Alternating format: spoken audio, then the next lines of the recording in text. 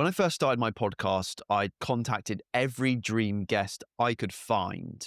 And after a few days of doing this, I didn't expect many responses or any yeses or any replies.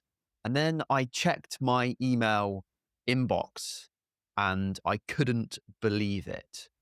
Two of my dream guests, SpaceX co-founder Jim Cantrell, who helped start SpaceX, and National Geographic explorer, filmmaker, adventurer Bertie Gregory, as well as many other of my dream guests, including Tyler Cohen, etc., responded to my email saying they would want to come onto my show.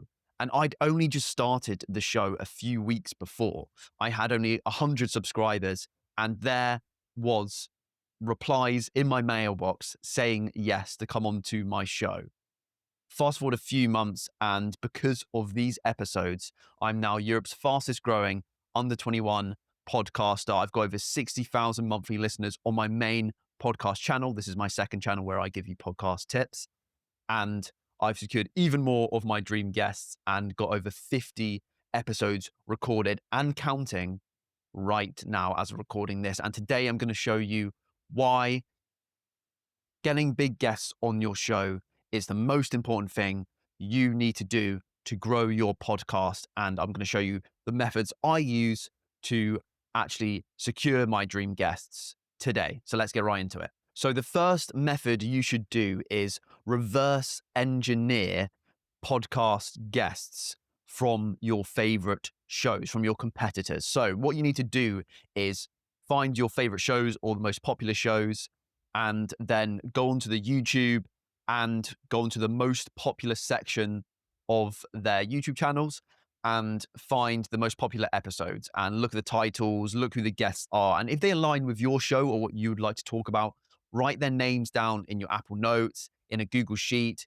in an Excel spreadsheet, and just bank them there. And just trawl the internet, mine the internet, and find your favorite podcasts or just really popular podcasts that are guest-based, and search up their most popular videos onto YouTube, and then just write the names down that you would want on your show. Also, don't just do the most popular, also do just the most recent, because obviously they might have done a really popular podcast from 10 years ago, but that guest may not want to go on the show now. They may not be popular now. So it's always best to have a bit of recency bias and check their posts from the last 6 months to a year. And if any guests catch your eye and if any episodes are super popular, then you'd go on to your Google Sheet and your Excel spreadsheet and write that guest's name down. Why is this a good method? Why is this important? Why do I do this? And why do you think you should do this? Well, because if they've already been on a show before, they're going to be more likely to be comfortable in front of camera, comfortable talking about themselves, comfortable answering questions, and comfortable being on a podcast. And they likely have something to promote, because a lot of the time people come onto podcasts to promote a new book, their own podcast, things like that. So a lot of the time you don't have to reinvent the wheel. You could just go into your favorite podcasts and find the most popular episodes and then just try and get the guests from their show onto yours. And there's been so many instances where I've had guests that have been on Joe Rogan before, been on Modern Wisdom before, been on Lex Friedman's podcast before. These are all my favorite podcasts that I look up to. And a lot of the time, these guests are more than happy to come onto my show. Even when I was starting out, even when I had 100 subscribers and I wasn't Europe's fastest underground 21 podcaster, even when I was doing it from scratch. By the way, if you want to know the exact blueprint I've used to go from zero idea of how to start a podcast, 0 subscribers, to a professional podcaster, then top link in the description for that. But yeah, just try and find some cool guests from your favorite shows. They're going to be likely to come on, and they're also going to be likely to be a good, high quality guest, because if the episode is popular, it means that they perform well on podcasts and the audience like their insights, they like their stories, the way they speak. They're clearly good at podcasting. So instead of having to reinvent the wheel and thinking from scratch, who do I get onto the show? Just copy your competitors and obviously have a unique conversation with that guest. And don't worry about thinking that the conversation you have with that guest, they do say yes to come onto your show, will be the exact same as one of the episodes on your favorite podcast that you got the guest from. You're unique. The guest is unique. You have different insights and questions to ask them. There is zero chance it's going to be a word for word interview as your competitor. It's just the way podcasting works. You can have all three podcasters can have the same guest on their show, and the conversation will be completely different every single time because everybody's style is different. The way they ask questions, the way they listen, the way they talk, the way they prepare, it's all different. So do not worry about getting guests who have been on other podcasts onto your show, especially when you're starting out, because if you get one of your dream guests on your show who's been on these other big shows, it's going to increase the credibility of your show, and you can use that as social proof in your future email invitations to guests that you want to get on your show, which I talk about in my course, top link in the description, and I have in all my AI templates that are part of my course as well. So the next one is mine industry events on YouTube. So this could be TED Talks or TEDx Talks or TED Talks, or it could be South by Southwest conferences or Google panels. Because why is this effective, right? Because a lot of experts and a lot of people who are comfortable talking and being on camera related to your niche will go on these talks, go on these panels, go on to these events, and that will be posted on the internet. And you kind of basically do the same thing as you did when you were mining your favorite podcasts guest list. You go on to, for example, TED Talks or TEDx and press the most popular videos that they've made and just write down the guest names from those popular videos that you find interesting and want to talk to, and also their most recent ones. I'm just using TEDx as an example. You can do any kind of Google event or conference or panel, whatever is related to your niche and whatever you genuinely want to get guests on, and you think guests will be able to, you get where you'll be basically go to any panels where you think guests will likely be and talk at, and you don't have to go to them in person. You can just go to them on YouTube. This is super effective, and it's helped me get guests like Robin Hanson, who has been on Modern Wisdom, and I think Joe Rogan, maybe not. He's definitely been on Lex Friedman's podcast as well, but he also has been on TED Talks, and I found him through doing this method. So it clearly does work.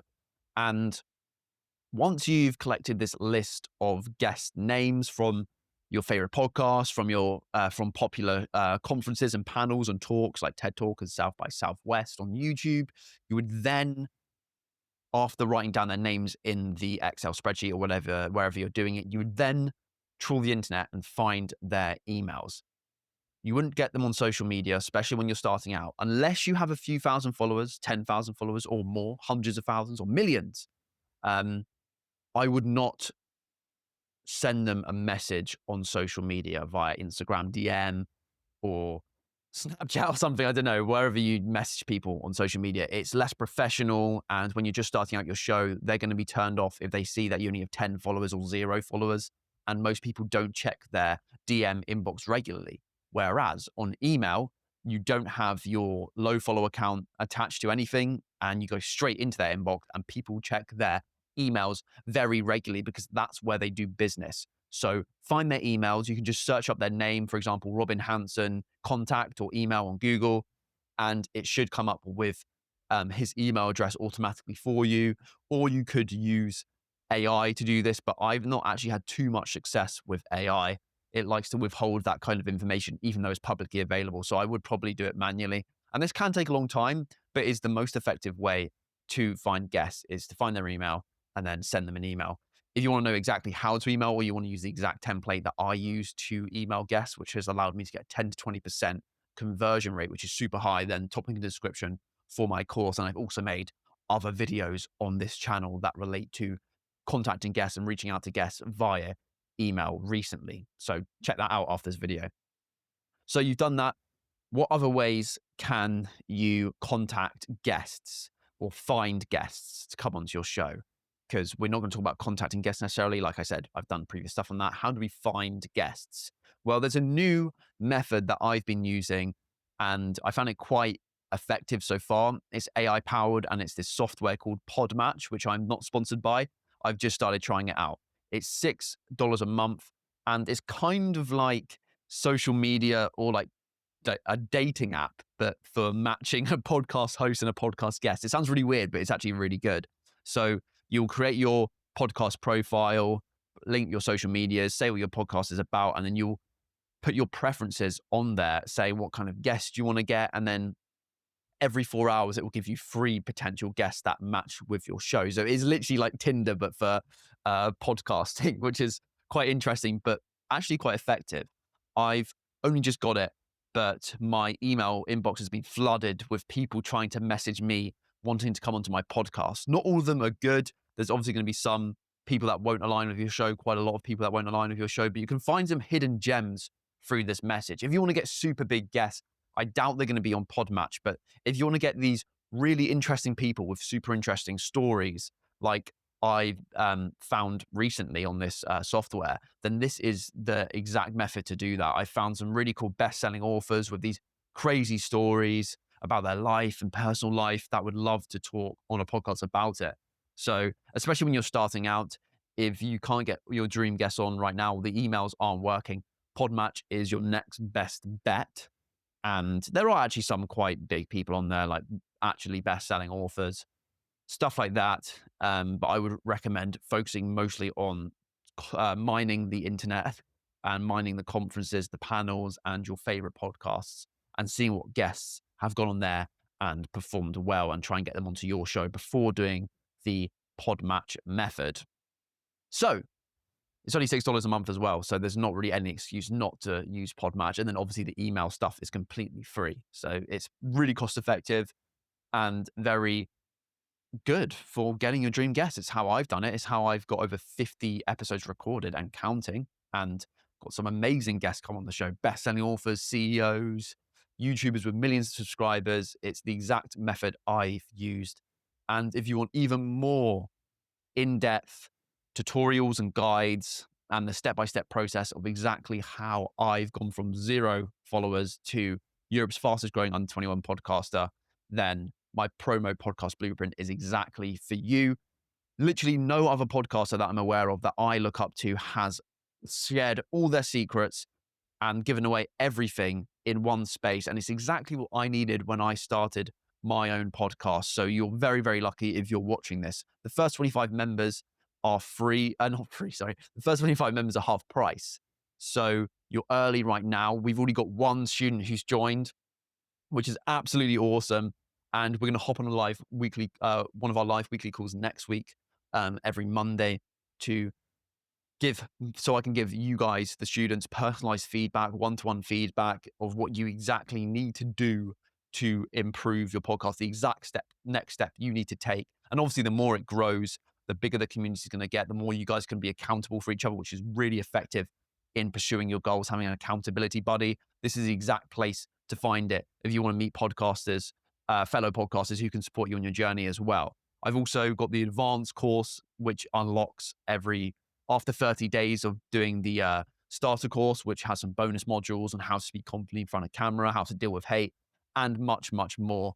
If you're interested, top link in the description. You literally won't regret it. You're going to be a part of a tribe of outliers, because most people who want to start podcasts don't even do episode 1. And out of the people that do one episode, only 1% of those do episode 20. So if you want to get past episode 20 and become a pro podcaster like me, and you want personalized one-to-one feedback, as well as many other things that I've already stated, top link in the description, and I'll see you there. Goodbye.